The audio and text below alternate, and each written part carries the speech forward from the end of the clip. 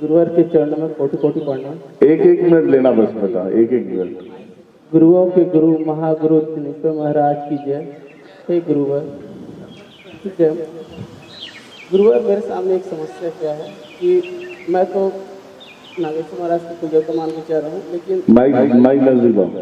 नागेश्वर महाराज को ही मैं अपना कुलदेवता मान के चल रहा हूँ। और आपने कहा था कि जो सत्य काम नहीं करी उसे उखाड़ फेंको। अब इस पूर्णिमा के समय से मेरे घर के जितने भी कुल देवी देवता हैं सब आके खड़े हो जा रहे हैं। मैंने यही कहा कि मेरा गुरु रास्ता अगर चलने को कहेगा तो चलूंगा, नहीं तो नाम तक नहीं लूंगा। हम बस उससे ज्यादा नहीं, मैं यही बोला था, जो तुम्हारे काम में ना आए उसका नाम भी नहीं लेना चाहिए। जी गुरुवर। में ना आए उसका नाम भी नहीं लेना चाहिए। जी गुरुवर। ठीक है। और तुम कभी भी कोई खड़े हो जाएगा तो जय हो बोलो, ऐसा नहीं चलेगा। जूते निकालो और सीधा दिखा दो उसे। तो गुरुवर जैसे बार बार सामने आके खड़ा हो जा रहा अभी था। आएगा ना, भद्रकाली आ रही है ना माता, और उसके बाद का देखना समय। जी गुरु। वो छोड़ेगी नहीं किसी को। चलो नेक्स्ट। माता और जो भी मतलब वो लोगों का जल कल्याण कर सके, गुरुदेव को इतना आशीर्वाद देना चाहिए आपका। और मतलब मुझे गुरुदेव मतलब ये रहता है मन में कि मेरे को लाइफ में करना क्या है। हालांकि मैं प्राइवेट जॉब तो करता हूँ, बट लाइफ में गुरुदेव कुछ अच्छा मतलब कुछ बड़ा करना चाहते हैं, कुछ अच्छा करना चाहते हैं लोगों के लिए। बस वही मुझे समझ में नहीं आता कि लाइफ में जीवन का उद्देश्य क्या है या किस तरह से जीवन को आगे जीना है। गुरुदेव मेरा मन तो लगता है कि लोगों की मतलब ज़्यादा से ज़्यादा सेवा हो सके, और उनको जो लोग परेशान हैं उनको मैं किसी भी तरीके से हेल्प कर पाऊँ। तो मन उसमें लगा के रखो, उससे जागृत करो अपने आप को। अपने आप को जागृत करोगे तब तो लोगों में ध्यान दे पाओगे। हाँ गुरुदेव, वो भी है। फिर हम जिस मार्ग को चुनते हैं उस मार्ग के लिए क्या क्या आवश्यकता है वो हमें लेना चाहिए। अभी दुर्गा माता है, महादेव है, जितने भी देवी देवता हैं, इनके हाथों में शस्त्र मिलता है, शास्त्र मिलता है। जी गुरुदेव। अब कितने लोग होते हैं भोले भाले, उनको कुछ पता ही नहीं कि शस्त्र क्यों लेके खड़ा है। सही बात है गुरुदेव। सिर्फ माता है बस। माता कहती है कि मैं तुम्हें शास्त्र भी देना चाहती हूँ, शस्त्र भी देना चाहती हूँ, तुम क्या लेना चाहती हो इन दोनों में। तो ये कहते हैं हम शास्त्री लेंगे, बस हम भक्ति के पथ पे चलेंगे, कुछ नहीं करेंगे। और ऐसे लोग बहुत बुरी तरह से मारे जाते हैं। सही बात है गुरुदेव। ठीक है। भक्ति के साथ साथ में शस्त्र चाहिए। गुरुदेव जैसे एक चीज और थी कि जैसे अगर कोई इंसान, कोई भी इंसान हो, अगर वो अलग अलग तरीके से परेशान कर रहा है हमको, तो उस परिस्थिति में क्या करना चाहिए हमको। इसीलिए शस्त्र लो। शस्त्र किसको कहते हैं? हाँ गुरुदेव। वो अपना चलाएगा, तुम अपना चलाओ। जी गुरुदेव। तो ज्ञान लेना है तो दोनों लो, किसी एक को छोड़ो मत। जी गुरुदेव। ठीक है। ठीक है, आगे चलो। गुरुदेव के चरण को बोलो। गुरुजी, अभी हम वहाँ गए थे काशी विश्वनाथ जी बाबा से मिलने के। वहाँ पे जाने के बाद पूरी तरीके से जब अंदर प्रवेश किए ना, तो खुद ब खुद आंसू आने लगे, खुद ब खुद। और जो मिठाई रखे थे ना, प्रसादी वगैरह, वो सब पूरा वो कोई बंदर आके वो खा गया। अच्छी बात है। और कि जो दुश्मन पीछे लगे हैं, किसान कर रहा है, पूरा प्रूफ है गुरु जी। और जैसे पोस्टर वगैरह होते हैं ना, वो भी फाड़ देते हैं वहाँ के लोग। देखो क्या होता है, सुनो मेरी बात। जी। जब आदमी आगे बढ़ता है ना, आदमी आगे बढ़ता है तो उसे गिराने की बहुत कोशिश किया जाता है। बहुत पर इन सभी चीजों से डरना नहीं है। तुम आगे चलते जाओ, फाड़ दिया कोई टेंशन नहीं, दूसरा लगेगा। इसका दंड जो देना है वो ऊपर वाला है देगा। ठीक है। तुम्हारे हौसले को तोड़ने के लिए बहुत सारे लोग हैं, हौसला तोड़ देते हैं, तुम्हें गिरा देते हैं, बड़ी बड़ी बातें करते हैं, दुनियादारी होती है।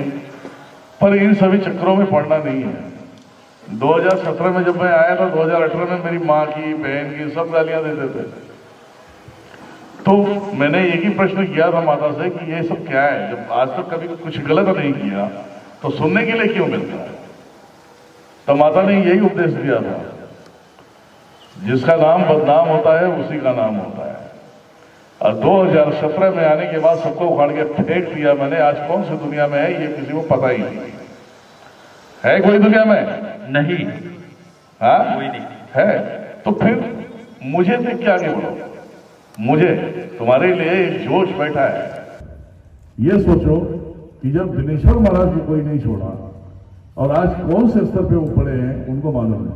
मैं आप एक बात बताओ, तुम्हारे गांव के एक तांत्रिकों से तुम डर जाते हो, ठीक है, वो उससे डर जाते हो, तुम उससे सवाल जवाब नहीं कर पाते। मैं वर्ल्ड के बिगेस्ट तांत्रिकों को गाली देता हूं मैं।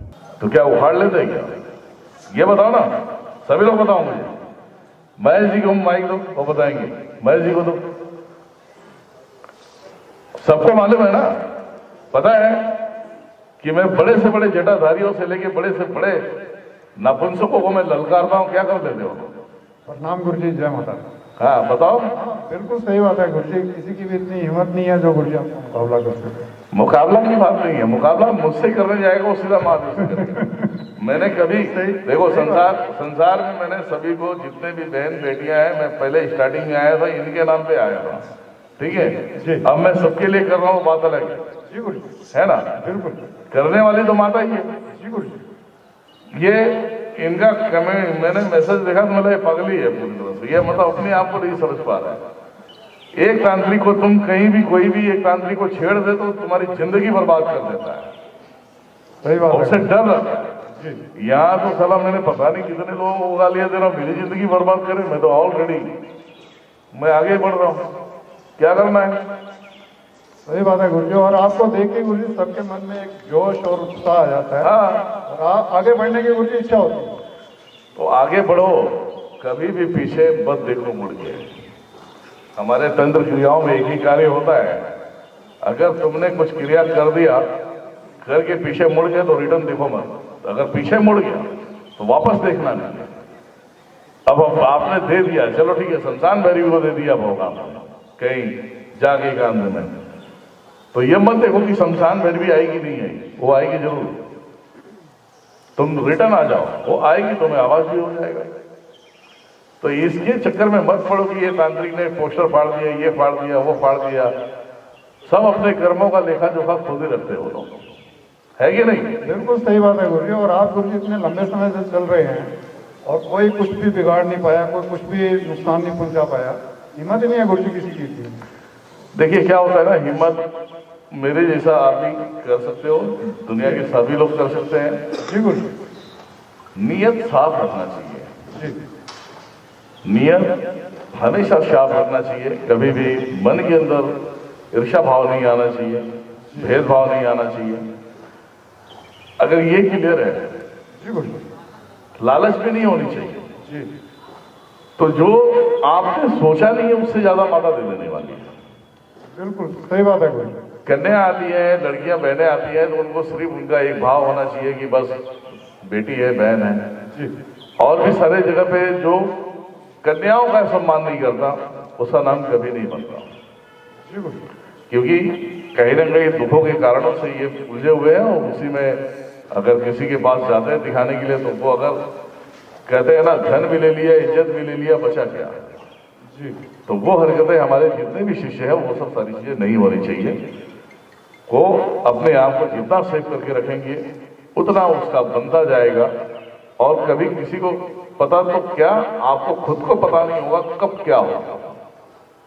आप समझ गए? जी गुरु जी। ये आपने ही किया है गुरु जी। सब जितने भी लोगों को संदेश दिया है, उनके शिष्य हैं, चाहे दुनिया में कोई भी व्यक्ति है, सबको यही संदेश दिया है कि जो भी लेडीज है, औरत है, वो आपकी बहन है, बेटी है, माँ के बराबर उनको मानो। और गुरु जी उनका आपने बहुत सुधार किया। लोग वाकई में बहुत परेशान थे गुरु जी, लेडीज बहुत परेशान थे, जो तांत्रिक थे ऐसे वैसे ये करते थे गुरु जी, जैसा आपने बताया। और आपसे गुरु जी जुड़ने के बाद और आपके जो विचार है उसको सुनने के बाद सबका जीवन बदल। सबसे बड़ी बात क्या है ना, साधना क्षेत्र में हमने बहुत रिसर्च किया है अपने आप में। जी गुरु जी। ये जो आजकल अघोरी बन के बैठे हैं, जी वो जो गिरनार वाले अघोरी जितने भी है, वो सुन भी लेंगे, मेरा कुछ उखाड़ नहीं सकते। पहले भी गाली दिया था, आज भी गाली दे रहा हूँ। ये अघोरी जो ये लोगों को बहलाते हैं, अच्छे अच्छे लड़कियों को वश में कर लेते हैं। वश में करने के बाद क्या करते हैं, क्या भैरवी साधना करना है, भैरवी एकदम खूंखार है इनके लिए। इसीलिए ये कीड़े तक नहीं छोड़ा कि कुछ कर ले।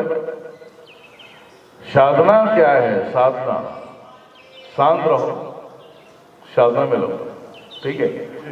माला जप करते हैं लोग, माला जप के दरमियान में कभी भी आपके मन में विचार नहीं चलना चाहिए, शांत रहो।